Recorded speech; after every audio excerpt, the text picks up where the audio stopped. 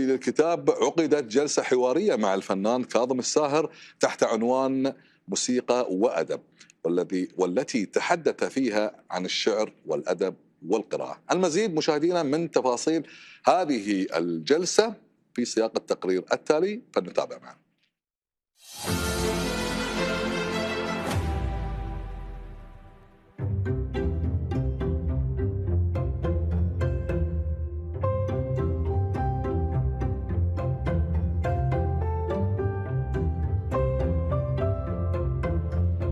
تعلمنا اللغة العربية صراحة يعني من خلال أغاني كاظم الساهر، وخصوصا الشعر نزار قباني. يعني كنا ندرسه بالمدارس بس ما كنا يعني متعمقين أكثر، فلما غنى كاظم الساهر صرنا نحفظ كل القصائد، يعني من أولها لآخرها نحفظها. أني خيرتك فاختاري، مدرسة الحب، التناقضات، التحديات، يعني شيء رهيب عن جد. يعني الفنان كاظم الساهر حببنا بالشعر، كل أغانيه جميلة، كل أغاني الشعر الراحل نزار قباني وكريم العراقي جميل.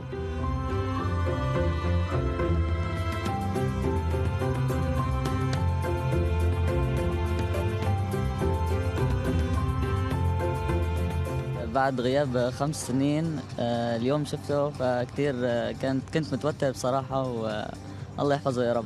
استرجعت ذكريات لما كان أدائي على المسرح، كيف ينصحنا، كيف يوجهنا، كيف تواضعه وثقته، كل شيء استرجعت من خلال هاللحظات هي. طبعا مهم جدا، أهم شيء الإحساس، ويكون في عمر هذا الصغير يلي عم يغني. هذا الشيء كتير دافع لتحسن أمام، يعني إنه تكون عندك لبعدين يكون الإنسان مثقف صاحب تطور. فرحت كتير في حضورك، وكسبت كتير من خلال كلماتك ووجودك هون على المسرح، فكتير انسريت وحبيت وجودي.